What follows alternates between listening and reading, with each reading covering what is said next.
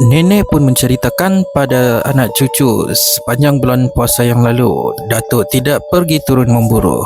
Ia banyak menghabiskan masanya di kampung orang Bunian bersama isteri barunya. Setiap kali Datuk pulang, ia membawa buah tangan untuk nenek yang dibekalkan oleh orang Bunian. Sebagai isteri yang setia, nenek tidak pernah bertanya tentang isteri muda Datuk. Nenek tahu kalau ditanya dan disoal jawab nanti Datuk naik darah. Akibatnya akan berlaku pertengkaran. Kalau sudah bertengkar nanti mudah masam muka. Kalau ini terjadi tentulah tidak elok. Malu pada anak menantu dan cucu cicit. Demi menjaga kerukunan rumah tangga dan anak menantu, ada baiknya perkara itu dibiarkan. Itulah pendapat nenek. Ia merasa bersyukur pada Tuhan kalau Datuk sihat dan boleh makan dengan baik. Itu sudah cukup. Bagi nenek, kalau dia kasihkan Datuk sepenuh hati pun tidak ada gunanya. Satu hari salah seorang daripada mereka akan berpisah juga atas kehendak Allah yang Maha Besar. Barangkali esok lusa ia akan meninggalkan Datuk. Bila nyawa miliknya diambil oleh Tuhan, begitu juga dengan Datuk. Tidak ada yang abadi di dunia ini melainkan Allah yang Maha Bijaksana. Nenek menghitung semuanya ini. Kerana itu ia tetap bersikap tenang dan senang ke atas apa yang terjadi pada diri Datuk. Akhirnya anak cucu Datuk yang berkumpul di rumah terpaksa meninggalkan rumah Datuk kerana urusan diri masing-masing. Ada yang sudah bekerja sendiri dan tidak kurang pula yang makan gaji. Kereta yang bersusun di depan rumah Datuk sebuah demi sebuah meninggalkan halaman rumah Datuk, pulang ke rumah masing-masing. Nenek berpeluk-peluk dengan anak cucu sambil mendoakan keselamatan mereka semasa dalam perjalanan. Nenek berharap pada hari raya tahun depan anak cucu akan kembali ke kampung.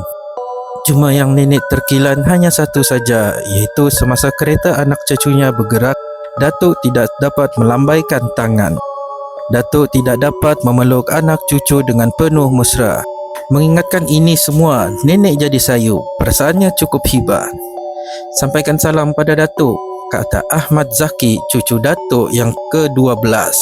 Matanya merenung muka nenek. Boleh, jangan bimbang. Nenek memberikan pengakuan. Ahmad Zaki yang lewat sekali meninggalkan rumah Datuk. Ia bertugas sebagai guru mengajar di sekolah menengah Dr. Burhanuddin di Taiping. Bila semua anak cucu sudah pergi, nenek kembali dengan kerjanya membelah pokok sirih di belakang rumah, melihat ayam yang bertelur di reban serta memetik kacang panjang. Kalau diikut kata hati, nenek mahu saja mengikut salah seorang dari anak cucunya duduk sama mereka. Tidak guna kalau duduk di rumah sendiri sedangkan suami selalu sahaja meninggalkannya. Bila nenek mengaji semula hal ini dengan sedalam-dalamnya, ia tidak rela meninggalkan Datuk. Ia mengira semua yang terjadi atas dirinya adalah atas kehendak Tuhan yang Maha Besar. Sudah 3 jam anak cucunya pergi, tapi telinga nenek masih dapat mendengar suara anak cucu.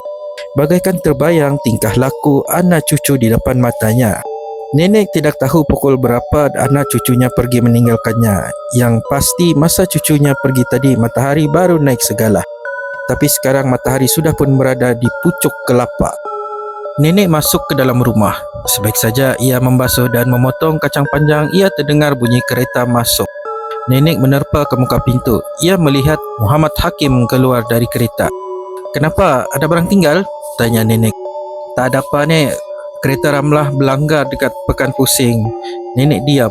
Ia tahu cucunya itu dalam perjalanan pulang ke Johor Bahru. Ramlah bertugas sebagai pegawai kastam. "Apa yang mesti kita buat?"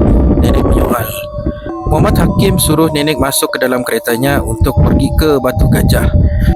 Pada jiran sebelah telah ditinggalkan pesan. Bila Datuk balik, suruh dia pergi ke Hospital Batu Gajah. Jiran yang baik hati itu berjanji mahu menyampaikan amanat itu. Bagaikan digerakkan oleh sesuatu, Datuk yang sudah lama tinggal dengan isteri mudanya di kampung Bunian teringat mahu balik. Isteri mudanya tidak menahan. Datuk pun balik. Datuk sampai ke rumah waktu maghrib.